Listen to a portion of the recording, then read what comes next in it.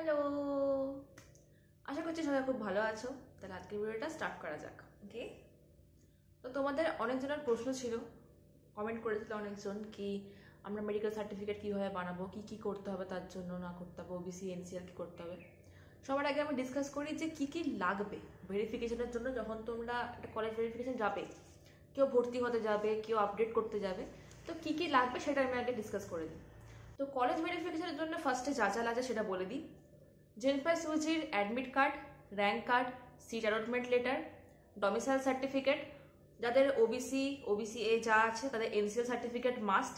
এনসিএলটাকে তোমাকে একদম কিন্তু ফটো প্রফর্মাতে বানাতে হবে, মানে যেটা ফটো থাকবে, দুটো প্রফর্মা থাকে, একটা ফটো ছাড়া একটা ফটো দেওয়া।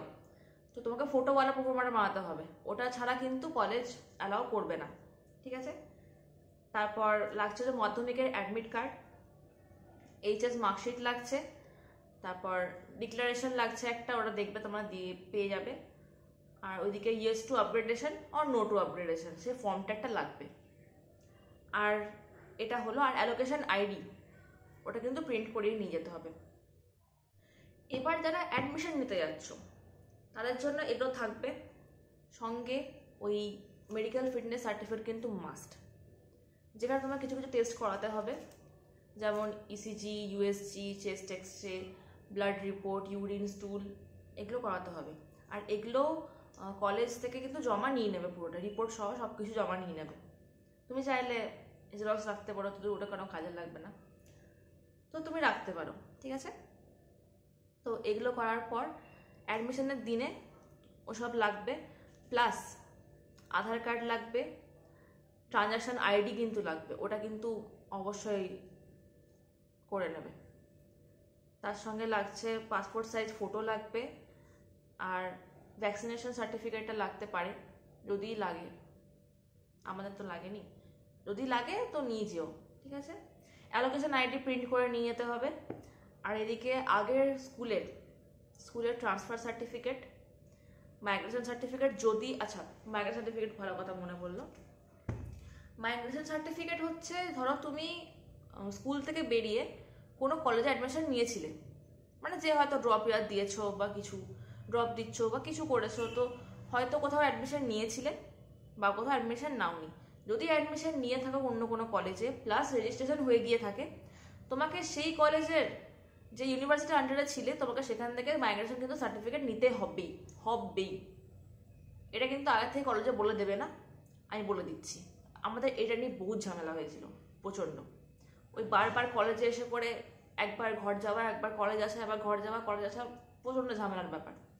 সো তোমরা যারা কলেজে অ্যাডমিশন নিয়ে রেজিস্ট্রেশন করে ফেলেছ, তারা অবশ্যই একটা মাইগ্রেশন সার্টিফিকেট তোমাদেরকে নিতে হবে ইউনিভার্সিটি থেকে। আর যারা অ্যাডমিশন করে রেজিস্ট্রেশন করোনি, তাদেরকে মনে হয় একটা লিভিং সার্টিফিকেট দেবে, কলেজ লিভিং সার্টিফিকেট বা কিছু দেবে, ওটা তোমাকে অ্যাড করতে হবে, ঠিক আছে। তো এবার ওবিসি এনসিএল যেটার কথা, সেটা কীভাবে বানাবে তোমরা, তোমাদেরকে এসডিও অফিস যেতে হবে, বা তোমাদের ওখানে যে আছে সেই অফিস যেতে হবে। সেখানে অ্যাপ্লিকেশান লিখতে হবে একটা, যে তোমার কী পারপাসে লাগছে, প্লাস ফরম্যাট লাগবে 2 পিস, দুটো ফরম্যাট লাগবে, মানে একই ফরম্যাট দুবার, একটা ওরা রেখে নেবে আর একটা তোমাকে দিয়ে দেবে, ওকে। আর ফরম্যাটটা কিন্তু অবশ্যই ফটোওয়ালা ফরম্যাট, নাহলে কিন্তু চাপ আছে, আবার করাতে হবে। আর এদিকে কাস্ট সার্টিফিকেট লাগবে, জেরক্স লাগবে একটা, ওটার সবেরই জেরক্স। পারপাস যেটা তুমি করছো, মানে অ্যাডমিট কার্ডটা নিয়ে যেতে হবে, বা সিট অ্যালটমেন্ট লেটারটা নিয়ে যেতে হবে, ওটার জেরক্স। আর বাবার আইটি রিটার্ন, বাবা তো চাকরি করে বা কিছু, ওটার আইটি রিটার্ন লাগবে। বিজনেস করে, ওটার কিছু একটা লাগবে, ঠিক আছে, মানে বিজনেসে কত ইনকামটা দেখতে চাইবে ওরা। আধার কার্ড, ভোটার কার্ডের জেরক্স বাবারটাও লাগবে। আর আধার কার্ড, প্যান কার্ডের জেরক্স, তোমাদের যদি ভোটার কার্ড থাকে, যদি প্যান কার্ড থাকে, তোমাদের লাগবে জেরক্সটা, বাবারও সঙ্গে লাগবে, বাবারও আধার কার্ড আর ভোটার কার্ড, ওকে। তো এগুলো নিয়ে পরে অ্যাপ্লিকেশন করতে হবে। হার্ডলি 3 থেকে 4 দিন সময় লাগে, আমার তো তাই লেগেছিল, ব্যাস পেয়ে গেছিলাম। এইটা হলো মেডিকেল সার্টিফিকেটের প্রোফর্মা, যে কোনো সাইবার ক্যাফে তোমরা পেয়ে যাবে। আমি আমারটা দিয়ে এক্সাম্পল দেখাচ্ছি তোমাদেরকে এখন।